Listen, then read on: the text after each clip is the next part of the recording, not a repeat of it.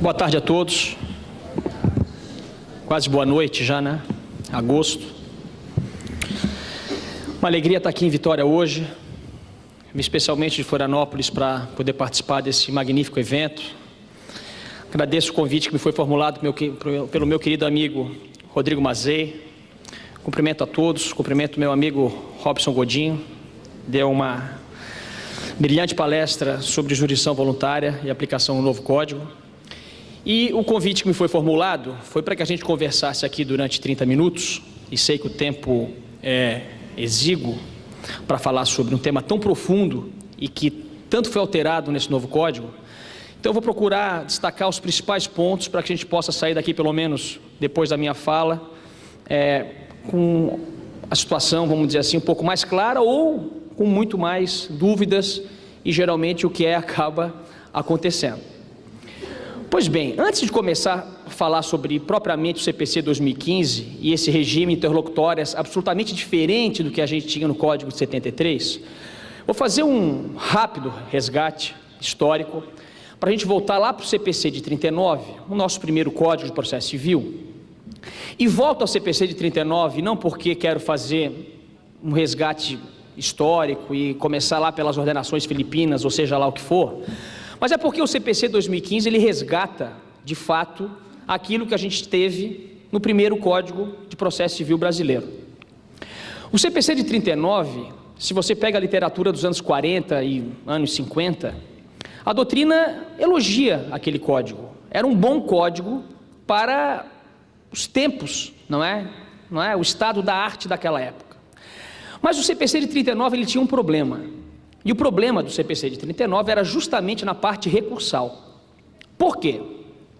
Aquele código tinha dois problemas, e talvez o mais grave deles, era justamente porque naquele sistema você tinha em determinadas situações, ou várias situações, dúvida a respeito de qual recurso era cabível de determinada decisão.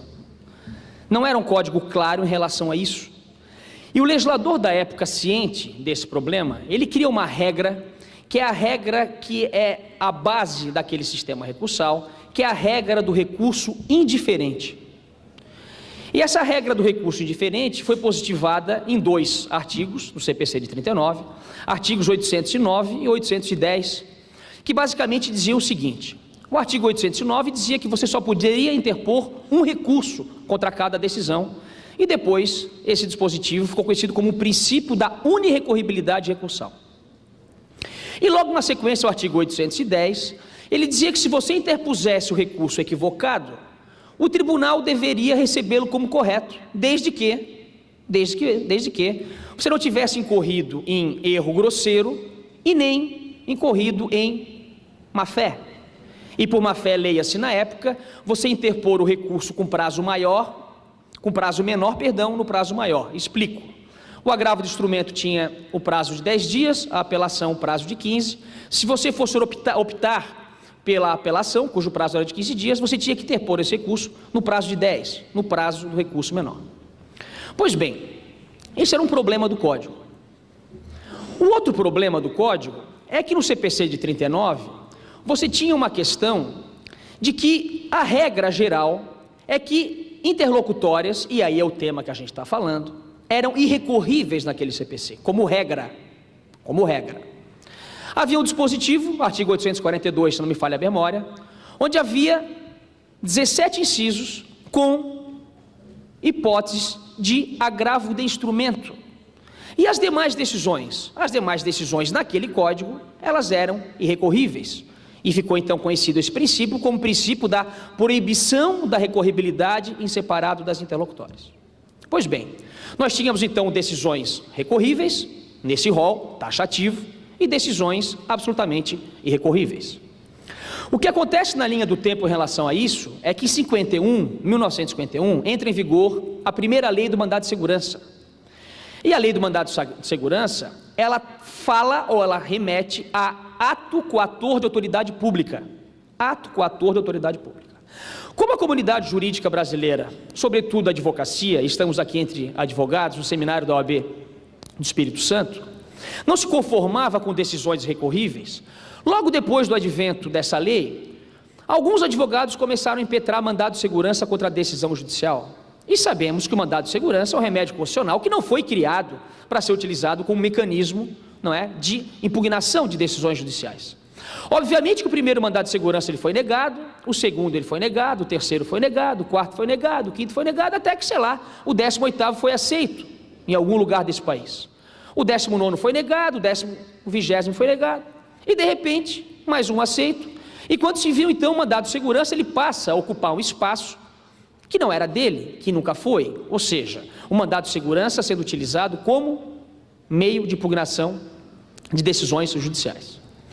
Esse era o retrato do CPC de 39 e era o retrato que o professor Alfredo Buzaide, no início dos anos 70, recebe para fazer o código novo naquela época, o código de 73, código que ficou conhecido como Código Buzaide, porque de fato aquele código foi um código elaborado por uma pessoa, muito contrário do que aconteceu com esse CPC 2015. Esse CPC 2015 é o primeiro código de processo civil brasileiro que o projeto e a sua aprovação se deu no período democrático. Pois bem, o Buzaide se depara com dois problemas, portanto. De um lado, um sistema em que você não sabia qual recurso interpor, que causava insegurança e a salvação era o princípio da fungibilidade. De outro lado, uma regra geral de interlocutórias irrecorríveis, com o rol taxativo e o mandado de segurança ocupando o espaço que não era dele. O professor Alfredo Buzaide, ele gasta na sua exposição de motivos alguns parágrafos explicando os motivos pelos quais ele cria um sistema esse que de alguma forma foi copiado ou continuado ou evoluído no CPC 2015, e a base daquele sistema recursal criado pelo Buzaide é um princípio chamado princípio da correspondência, que é muito simples. Para cada espécie de decisão existe um recurso correspondente. Se é sentença, cabe apelação. Se é decisão interlocutória, cabe agravo. No CPC originário de 73, agravo do instrumento ou agravo retido. Com isso, ele entendeu que todos os problemas em relação às dúvidas em relação à recorribilidade tinham sido superados. E é por esse motivo que o CPC de 73 não positivou aqueles dispositivos que tratavam da unirrecorribilidade e então menos da fungibilidade, porque se partia do pressuposto que estava tudo resolvido. É claro que, nos 40 anos de vigência desse Código Buzaide, o princípio da fungibilidade, todos nós sabemos, acabou de alguma maneira voltando, pelo menos para o sistema, se não positivado, mas por decisões judiciais, e a doutrina também sempre defendeu a questão da aplicação do princípio da fungibilidade. Esse era um ponto. E para criar esse sistema com base no princípio da correspondência, ele utilizou um critério para conceituar a sentença muito simples. Ficou conhecido como critério finalístico ou critério topológico, que é que é o conceito de sentença clássico, né, brasileiro. Sentença é o ato pelo qual o juiz põe fim ao processo. Basicamente, o advogado tinha que se perguntar: essa decisão coloca fim ao processo? Coloca, então é sentença, cabe apelação. Não coloca fim ao processo, é decisão interlocutória, então cabe agravo. Pouco importava o conteúdo da decisão, se de mérito tratando de prescrição, ou se tratando, por exemplo, de legitimidade das partes. Pois bem, de outro lado, o segundo problema, que era a questão da recorribilidade das interlocutórias e a utilização do mandado de segurança, o Buzaide cria um critério absolutamente oposto ao que havia no CPC de 39. O princípio da ampla recorribilidade das interlocutórias, de maneira então que todas as interlocutórias passaram a ser recorríveis. O que acabou acontecendo com a questão do agravo e do mandado de segurança? O agravo originário do CPC de 73 não é esse agravo que a gente, pelo menos eu, aprendi a utilizar desde que eu entrei na faculdade e depois nos anos que eu tenho de advocacia. Um agravo interposto diretamente no tribunal, em que o advogado forma um instrumento com a possibilidade de concessão de efeito suspensivo. O agravo originário era um agravo interposto perante o juízo de primeiro grau, perante o juízo que proferiu a decisão interlocutória impugnada. Quem formava o instrumento era o cartório, ou seja, tirava a cópia dos autos, autuava os autos e em cima colocava o agravo do instrumento. Na sequência, qual era o regime desse agravo originário? Os autos, eles eram encaminhados para a contadoria fazia o cálculo do preparo, fazia o cálculo do valor das cópias e das autenticações, e depois os autos retornavam para o cartório. Aí o cartório intimava o agravante para recolher o valor das custas. E depois disso, recolhidas as custas, o cartório intimava a parte agravada para apresentar contrarrazões. Então o recorrido apresentava suas razões. E depois disso, então, os autos eram remetidos para o respectivo tribunal. Os mais antigos contam que nos anos 80, em São Paulo, esse processamento do agravo do instrumento podia chegar a 5, 6, 7 meses, 1 ano. O que se discute basicamente no agravo do instrumento? Via de regra, o objeto de agravo do instrumento são decisões liminares, cuja eficácia é imediata, eficácia é essa que você quer caçar por meio do agravo do instrumento. Com esse sistema de um agravo tartaruga, os advogados começaram a interpor agravo de instrumento no primeiro grau para evitar a preclusão e, paralelamente, impetrar mandado de segurança perante o respectivo tribunal, para que fosse obtido, então, o efeito suspensivo àquele agravo de instrumento que vinha lá embaixo, e que nem havia previsão de efeito suspensivo. O fato é que, dos anos 73 até 95, quando muda o regime, para esse regime que a gente tem hoje, você tinha a utilização de 2 meios de impugnação para atacar apenas uma decisão. Uma prevista no CPC, que era o agravo do instrumento, mas que não funcionava, e o mandado de segurança diretamente no tribunal. Nos anos 90 nós estamos no auge das reformas. Quem encabeçava essas reformas na época era o IBDP, e mais precisamente nos anos 94 e 95, 2 ministros do STJ, ministro Salvo de Figueiredo Teixeira, ministro Atos Guzmão Carneiro. O que eles fizeram? Eles olharam para aquele mandado de segurança impetrado diretamente no tribunal, com cópia dos autos, etc., e pensaram: vamos transformar esse agravo no mandado de segurança, eis aqui, portanto, o nosso regime de agravo de instrumento.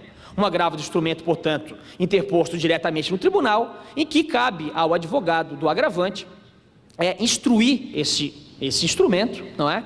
E interpor o recurso diretamente no tribunal, com a possibilidade de efeito suspensivo. Vejam, esse código de 95 até 2015, esse regime de agravo de instrumento ficou dessa. E quando recebe a comissão, lá no início, em 2009, a incumbência de elaborar esse código que entrou em vigor no início do ano passado, e eu tive a oportunidade de acompanhar esse projeto desde o início, porque a professora Tereza Rudalvin, relatora do anteprojeto e depois relatora da versão final no Senado, foi minha orientadora no mestrado, depois do doutorado na PUC de São Paulo, e fui sócio dela e do Vamber durante 6 anos lá em Florianópolis, lá na minha terra, uma filial do escritório deles. Pois bem, sempre foi falado que um dos intuitos dessa comissão era diminuir o número de recursos.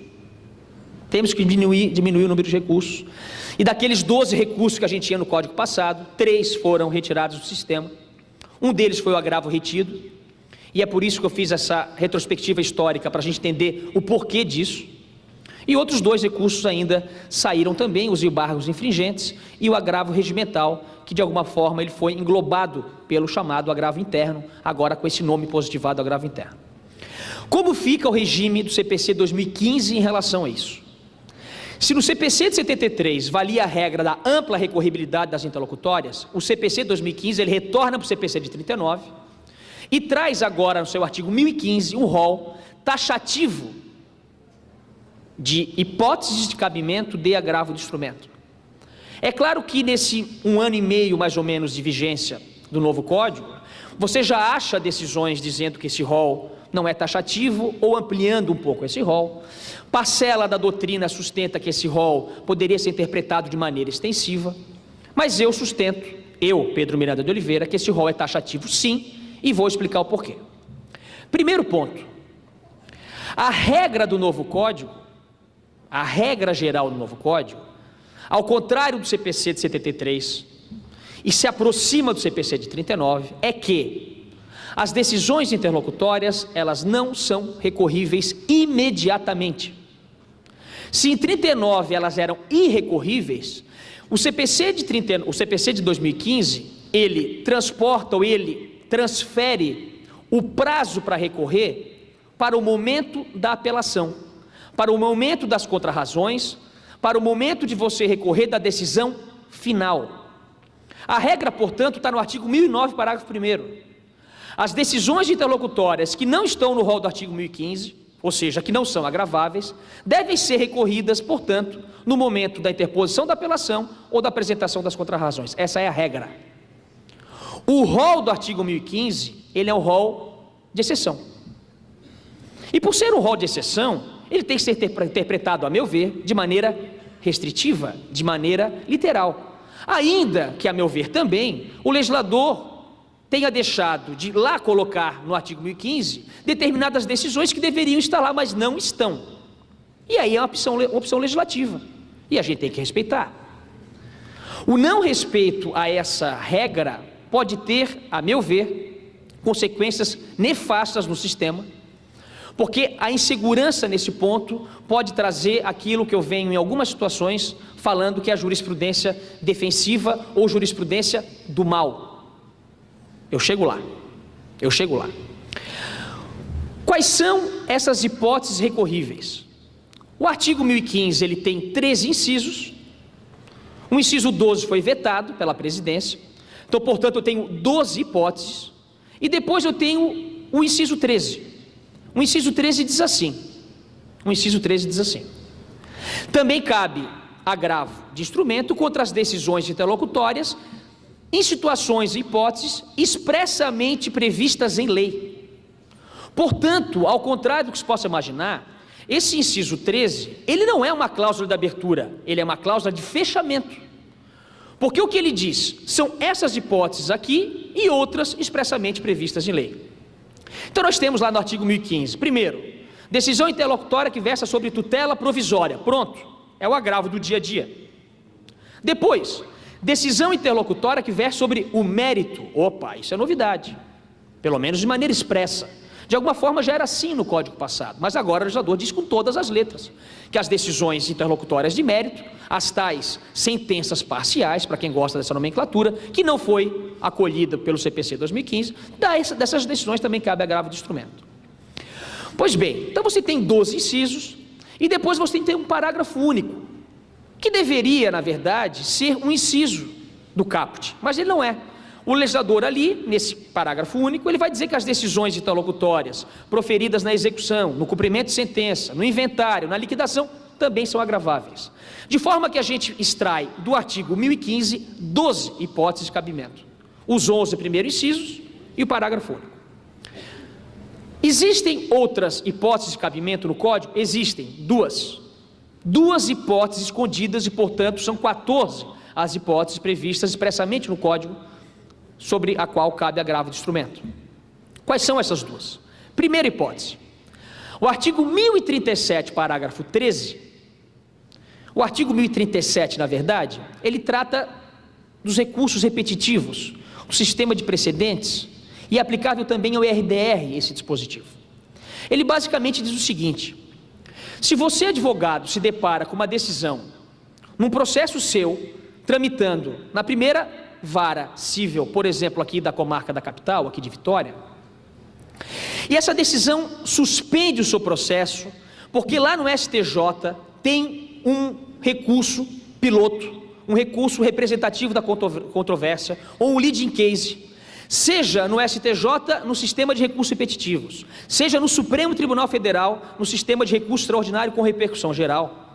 Você tem uma decisão de afetação que determina o sobrestamento de todos os processos em todo o território nacional. Em todo o território nacional. E aí você está aqui em Vitória e seu processo está suspenso. Só que você se depara com a seguinte situação: o seu processo específico não trata da mesma matéria daquele processo que está lá em Brasília. Pois bem, no Código passado não havia um mecanismo próprio para impugnar essa decisão, que na verdade é uma decisão do cartório de suspensão.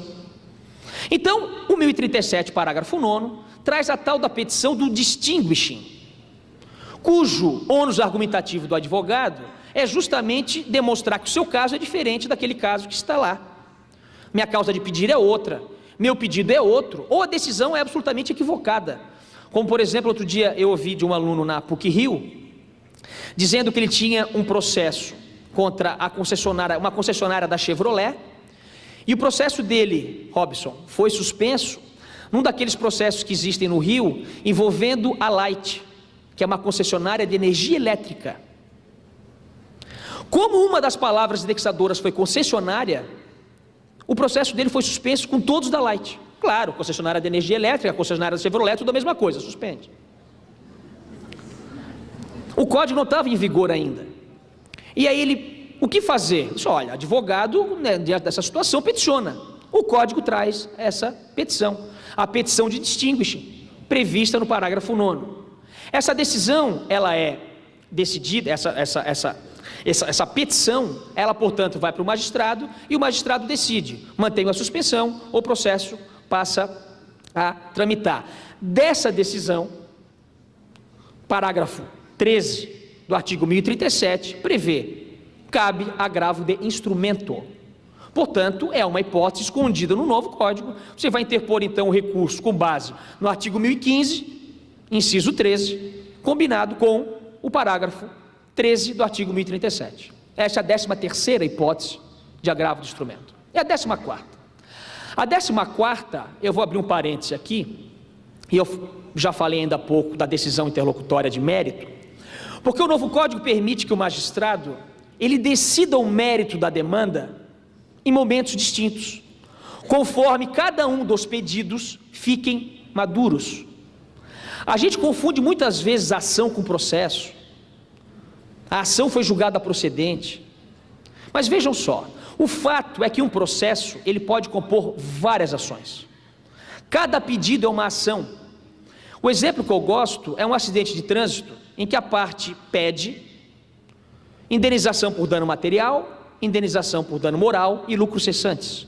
Percebam, o autor, ele poderia ter ajuizado 3 processos diferentes. Seriam 3 ações, 3 pedidos.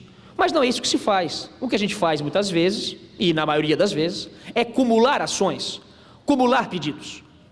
O que esse código permite é a seguinte situação: o réu a contestar, ele impugna o dano moral, dizendo que não houve nenhum tipo de ofensa logo após o acidente. Ele impugna os lucros cessantes, dizendo que a parte talvez não fature aquilo tudo, atuando como Uber, por exemplo, à noite. Mas em relação ao dano material e a culpa do acidente, ele não impugna nada. Está permitido no novo código, portanto, o juiz decidir essa ação, esse pedido. Só que isso é uma decisão interlocutória no novo código, uma decisão interlocutória de mérito. Por quê? Porque não coloca fim ao processo. E o artigo 203, parágrafo único desse CPC 2015, ao conceituar a sentença, utiliza um critério duplo para dizer o que é sentença. Sentença é o ato pelo qual o juiz coloca fim à fase de conhecimento no primeiro grau e resolve algumas das situações do artigo 485 ou 487, ou seja, decisão sem resolução de mérito, decisão com resolução de mérito. Essa é uma decisão com resolução de mérito. Qual o recurso que cabe? Agravo de instrumento. E se não houver recurso? Trânsito em julgado. Trânsito em julgado. Parcial, porque o que a gente tem aqui é um julgamento antecipado parcial, expressamente previsto no artigo 356. Vejam, essa decisão ela faz coisa julgada material, a execução é definitiva, cabe ação rescisória dessa ação. Por quê? Porque aquele processo, não, aquela ação foi julgada, aquele pedido foi julgado. E os outros pedidos, Pedro? Bom, os outros 2 pedidos, eles vão continuar com a fase instrutória. E de repente, um desses 2 pedidos, o juiz, ele inverte a ordem do procedimento comum, faz uma audiência para julgar, por exemplo, a questão do dano moral, e julga também o dano moral. Opa, é uma segunda decisão interlocutória de mérito, da qual também cabe agravo de instrumento, e eventualmente você também vai ter trânsito julgado. A questão dos lucros cessantes talvez demore mais, haja necessidade de uma perícia, isso pode se prolongar durante anos. Então, no final desse processo, quando julgar os lucros cessantes, aí sim eu tenho sentença, aí sim caberá apelação. Vejam que são 3 pedidos julgados em momentos distintos, e o sistema de recorribilidade, ele também tem que ser distinto, pelo simples fato ou pela simples questão procedimental. Por quê? Pedro, essa primeira decisão não tem cara de sentença? Tem, Tem cara de sentença, mas não é. É decisão interlocutória de mérito. Um ponto aqui tem que ser dito. Esse agravo de instrumento interposto com decisão interlocutória de mérito, ele é quase como se fosse uma apelação. Porque aquela decisão é quase como se fosse uma sentença. Mas não é sentença. É decisão interlocutória e, portanto, recurso cabível ao agravo de instrumento. Percebam o seguinte: a apelação, ela tem um regime muito diferente do agravo de instrumento. No que se refere, por exemplo, à possibilidade de interposição pela via adesiva, efeito suspensivo, possibilidade de sustentação oral, tudo isso é claramente colocado para apelação.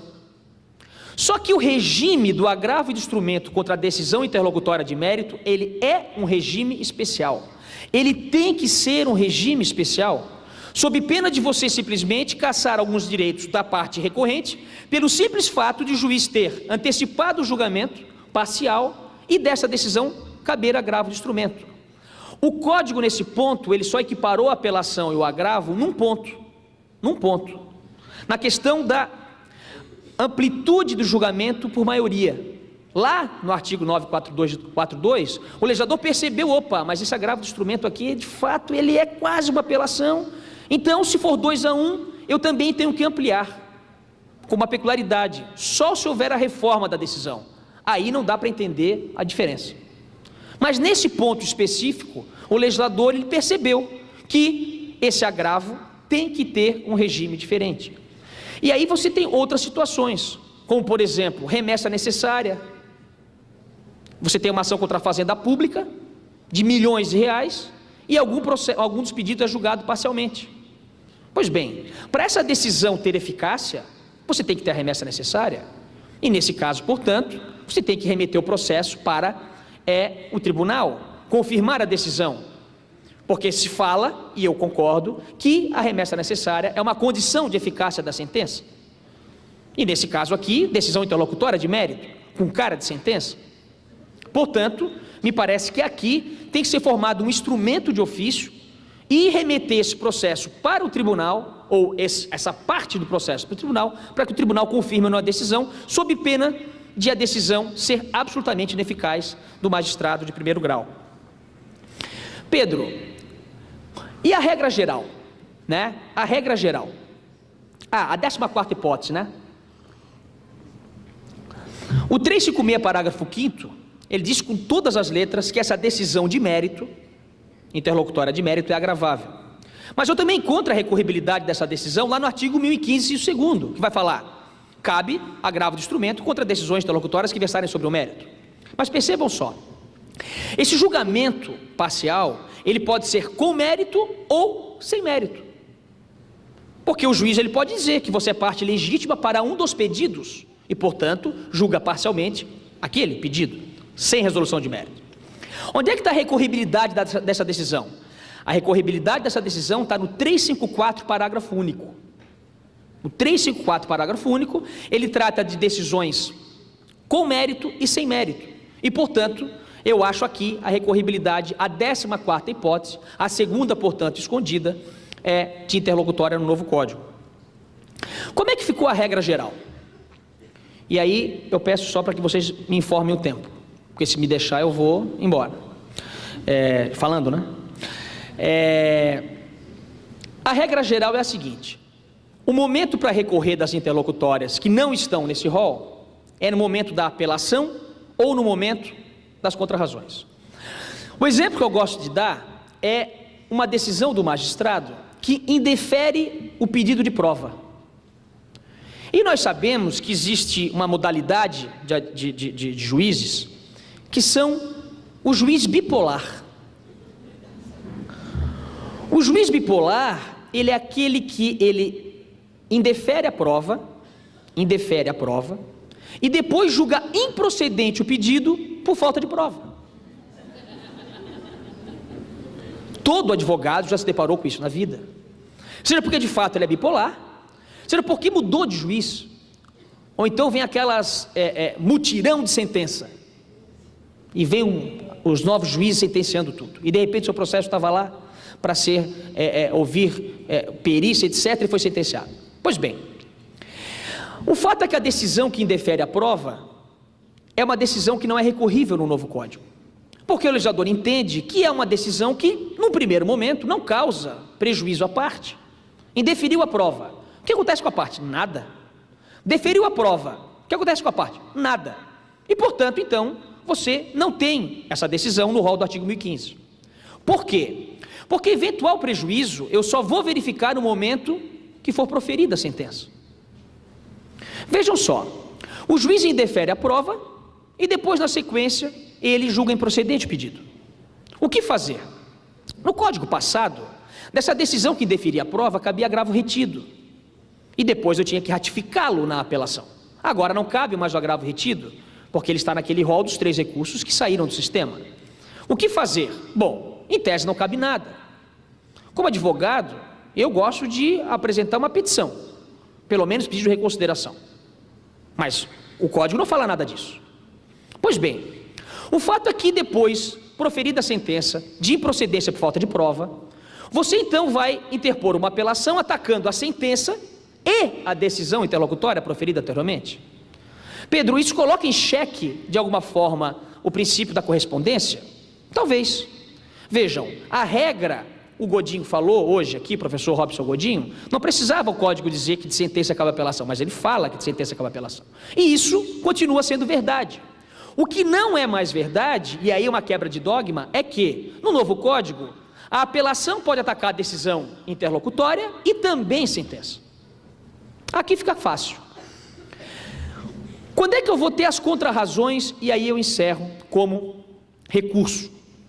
Vamos supor que o juiz não seja bipolar, ele seja um juiz coerente. Ele indefere a prova porque ele percebe que a prova que eu trouxe como autor é suficiente. É suficiente. Então ele indeferiu a prova e na sequência ele julga procedente o meu pedido. E eu sou o autor. Pois bem, eu, autor, posso recorrer da sentença? Não posso. Me falta o quê? Interesse recursal. Por quê? Porque eu pedi 100 mil e ganhei 100 mil. E só quem pode recorrer é a parte vencida. Então eu não tenho interesse recursal para atacar uma decisão interlocutória, nesse caso, que me deferiu a prova. Porque de alguma maneira, essa decisão ela foi englobada pela sentença. Só que o réu, ele interpõe o recurso. E talvez um dos argumentos que ele traga seja justamente a da fragilidade da prova. E dizendo que a sentença está errada ou equivocada, porque a prova não foi suficiente. Percebam, no momento em que há interposição do recurso por parte do réu, me coloca em xeque, é colocada em xeque a minha vitória. De maneira que agora sim surge o meu interesse recursal de atacar a decisão interlocutória onde? Nas contrarrazões. Eu vou fazer um recurso dentro das contrarrazões, Pedro, o novo Código, você tem contrarrazões com natureza de defesa, como sempre foi, e agora também com natureza recursal. Daqui a pouco alguém, vai inventar preparo nas contrarrazões com essa natureza. Como estamos entre advogados, ninguém vai ter essa ideia no Poder Judiciário. Mas percebam só, vejam que aqui eu tenho uma relação de prejudicialidade entre o julgamento da apelação e a apreciação das contrarrazões como recurso. Por quê? Porque se o tribunal desprover o recurso de apelação, ele nem vai analisar a questão do cessamento de defesa, porque ficou prejudicado. Agora, se o tribunal percebe que a prova de fato é frágil, o que deve fazer o tribunal? Ele tem que suspender o julgamento da apelação e apreciar o recurso contido nas contrarrazões, para verificar se realmente houve cessamento de defesa, se aquela prova foi requerida realmente, se aquela prova é capaz, de comprovar os fatos que o ator narra na inicial. E se for verificada, portanto, essa situação, o que vai fazer o tribunal? O tribunal ele vai dar provimento às contrarrazões, e vai julgar prejudicada a apelação. Só que o Código avançou bastante aqui. Na verdade, o que é feito nesse caso é o provimento das contrarrazões, vejam que funciona como recurso, e a suspensão da apelação para que a prova então seja produzida. seja produzida. No Código passado, isso acontecia, quando era provido o agravo retido. Só que no Código passado, você tinha anulação do processo todo. Você anulava a apelação, as contrarrazões, a sentença, as alegações finais, eventual instrução que houve, para que você voltasse lá para a decisão saneadora e fosse proferida uma nova decisão saneadora, anulada na verdade, para que fosse produzida a prova. O que diz o novo Código? Nesse caso, você suspende o recurso, o julgamento do recurso de apelação e se produz a prova. Essa prova pode ser produzida no próprio tribunal, eventualmente num processo que seja da capital, o relator ouça as testemunhas, talvez a gente não veja isso, vivo, nessa vida, mas é uma possibilidade, o Código fala isso com todas as letras. Mas ainda que ele baixe o processo para a comarca de origem, o que diz o Código? Os autos então retornam para o primeiro grau, é produzida a prova, e produzida a prova os autos retornam de volta para o tribunal, para que o tribunal então continue o julgamento da apelação. Naturalmente, intimando as partes para apresentar uma espécie de alegação final ou de alegações finais, ou ainda adequar o seu julgamento de apelação, suas contrarrazões, depois da produção de prova. Esse vai e vem entre processos, entre graus de jurisdição, está absolutamente vetado no novo Código. Claro que isso não pode implicar cessamento de defesa. Mas nesse caso o processo retornou, o processo teve a sua instrução realizada, os autos retornam para o tribunal e alguém vai dizer, mas aqui não há supressão de grau? Há, mas é uma supressão de grau prevista no sistema. Eu acho que o meu tempo passou em um pouquinho, ou nem tanto, professor Rodrigo Mazei. Cumprimento e agradeço novamente o convite, me coloco à disposição para a gente conversar a respeito do assunto aqui ou pelas redes sociais. Quem quiser me adicionar na rede social, já foi falado tanto na palestra anterior, Facebook, tem lá o meu nome, Pedro Miranda de Oliveira, me adicione lá o perfil 2 e a gente volta a conversar. Muito obrigado e a gente se vê por aí. Valeu!